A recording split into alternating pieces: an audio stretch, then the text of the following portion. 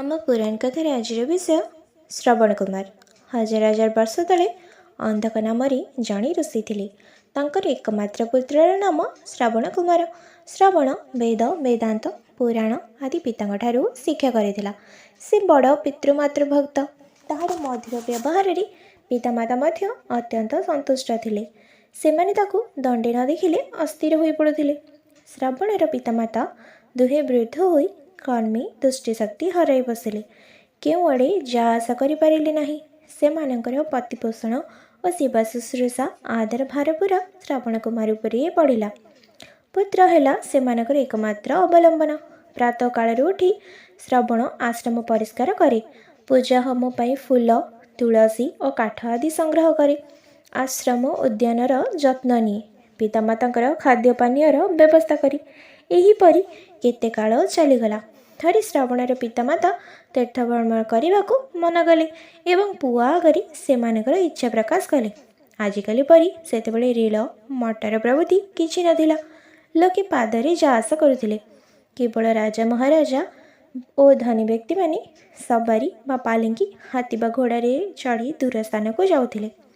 ବନବାସୀ ଋଷିକୁମାର ଯାନବାହନ ପାଇବ କେଉଁଠୁ? ପିତାମାତାଙ୍କ ଇଚ୍ଛା ପୂରଣ କରିବା ପାଇଁ ସେ ଅଧୀର ହୋଇପଡ଼ିଲା। କିନ୍ତୁ ତାକୁ ହଠାତ୍ କୌଣସି ବୁଦ୍ଧି ଦିଶିଲା ନାହିଁ। ସେ ଉପାୟ ଚିନ୍ତା କରିବାକୁ ଲାଗିଲା। ଶ୍ରବଣ ଦୁଇଟି ଟୋକେଇ ବେତରେ ବୁଣିଲା ଓ ଗୋଟିଏ ବାହୁଙ୍ଗି ତିଆରି କଲା। ବାହୁଙ୍ଗିର ଦୁଇ ପଟେ ଟୋକେଇ ଦୁଇଟି ଝୁଲେଇ ଦେଇ ତହିଁରେ ପିତାମାତାଙ୍କୁ ବସାଇଲା ଏବଂ ନିଜ କାନ୍ଧରେ ଭାରଟିକୁ ବୋହି ବୋହି ବାଟ ଚାଲିବାକୁ ଲାଗିଲା। ସାମାନ୍ୟ ବାଳକ ଦୁଇଟି ବୟସ୍କ ବ୍ୟକ୍ତିଙ୍କୁ ବହୁ ଦୂର ନେଲା ପରେ ବୋହି ନେବା ତା ପକ୍ଷରେ କେତେ କଷ୍ଟକର। ମାସ ମାସ, ବର୍ଷ ବର୍ଷ ଧରି ଶ୍ରବଣ କୁମାର ବାଟ ଚାଲିଥାଏ। ଯେଉଁଠି ବିଶ୍ରାମ ଦରକାର ହୁଏ ସେଠି ବିଶ୍ରାମ କରେ। ସନ୍ଧ୍ୟା ହେବା ପୂର୍ବରୁ ନିକଟସ୍ଥ ଗ୍ରାମରେ ଆଶ୍ରୟ ନିଏ। ଗାଁ ଲୋକମାନେ ସେମାନଙ୍କ ପାଇଁ ସବୁ ବନ୍ଦୋବସ୍ତ କରିଦିଅନ୍ତି ଓ ଋଷିଙ୍କଠାରୁ ଶାସ୍ତ୍ର ପୁରାଣ ଶୁଣନ୍ତି। କୌଣସି ତୀର୍ଥରେ ପହଞ୍ଚିଲେ ସେମାନେ କିଛି ଦିନ ସେଠାରେ ଅବସ୍ଥାନ କରନ୍ତି। ପିତାମାତା ତୀର୍ଥସ୍ଥାନ ଦର୍ଶନ କରନ୍ତି। ତର୍ପଣ ଓ ପିତୃପୁରୁଷଙ୍କୁ ପିଣ୍ଡଦାନ କରନ୍ତି। ତାପରେ ଅନ୍ୟ ତୀର୍ଥ ଉଦ୍ଦେଶ୍ୟରେ ଯାତ୍ରା କରନ୍ତି। ଏହିପରି କେତେ ତୀର୍ଥ ବୋଲି ଶ୍ରବଣ କୁମାର ଶେଷରେ ସରସ୍ୱତୀ ତୀରବର୍ତ୍ତୀ ଏକ ଅରଣ୍ୟରେ ପହଞ୍ଚିଲା।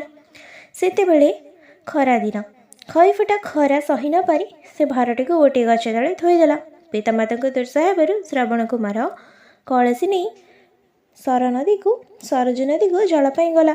ଏହି ସମୟରେ ଅଯୋଧ୍ୟାର ରାଜା ଦଶରଥ ମୃଗ ନିମନ୍ତେ ଅରଣ୍ୟ ମଧ୍ୟରେ ବୁଲିଥିଲେ। ଶବ୍ଦଭେଦୀ ବାଣ ମାରିବାରେ ସେ ବଡ଼ ଧୁରନ୍ଧର। ନଦୀ କୂଳରେ ଶବ୍ଦ ଶୁଣି ରାଜା ମନେ କଲେ ଗୋଟିଏ ମୃଗ ନଦୀରୁ ପାଣି ପିଉଛି। ସେହି ହେତୁ ଏଭଳି ଶବ୍ଦ ହେଉଛି। ତହୁଁ ସେ ଶବ୍ଦକୁ ଲକ୍ଷ୍ୟ କରି ସ୍ୱର ମାରିଦେଲେ। ହଠାତ୍ ମନୁଷ୍ୟର କରୁଣ ଚିତ୍କାର ଭାସି ଆସିଲା।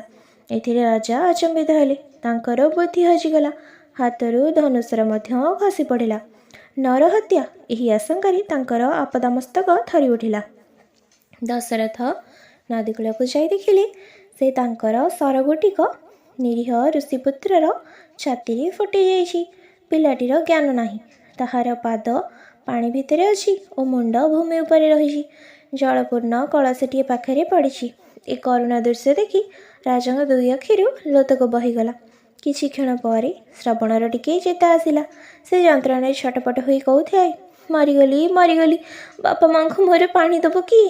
ସେମାନଙ୍କୁ ତୃଷାରେ ନିଶ୍ଚୟ ପ୍ରାଣ ହରାଇବେ। ମୁଁ କେବେ କାହା ପ୍ରତି ହିଂସା କରିନାହିଁ। କିଏ କାହିଁକି ମୋତେ ମାରିଲା? ଏସବୁ କଥା ଶୁଣି ଦଶରଥ କାଠ ପାଲଟି ଗଲେ। ତାଙ୍କ ସର୍ବାଙ୍ଗରୁ ଝାଳ ବୋହିଗଲା।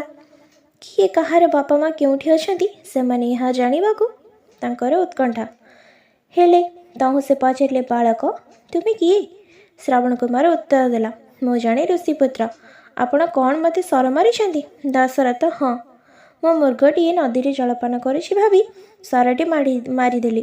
ମୁଁ ପାପୀ, ମୋର ପ୍ରାୟଶ୍ଚିତ ନାହିଁ। ଶ୍ରବଣ କୁମାର, ମହାରାଜା ଆପଣଙ୍କର ଦୋଷ ଦେଇ ବି ଲାଭ କ'ଣ? ଯାହା ଭାଗ୍ୟରେ ଥିଲା ତାହା ଘଟିଗଲା। ଅଳ୍ପ କ୍ଷଣରେ ଜୀବନ ଚାଲିଯିବ। ନିକଟରେ ମୋ ଅନ୍ଧ ପିତାମାତା ଅଛନ୍ତି। ଶେଷରେ ସେମାନଙ୍କ କଣ୍ଠ ଶୁଖି ଯାଉଛି। ପାଣି ଦେଇ ଶୀଘ୍ର ସେମାନଙ୍କର ଜୀବନ ରକ୍ଷା କରନ୍ତୁ। ଏହା କହୁ କହୁ ଶ୍ରବଣର କଣ୍ଠ ରୁଦ୍ଧ ହୋଇ ଆସିଲା। ସଙ୍ଗେ ସଙ୍ଗେ ତାହାର ପ୍ରାଣ ଛାଡ଼ି ଚାଲିଗଲା। ଶ୍ରବଣ ଫେରିବାରେ ବିଳମ୍ବ ହେବାରୁ ପିତାମାତାଙ୍କର ମନ ବ୍ୟାକୁଳ ହୋଇ ଉଠିଲା।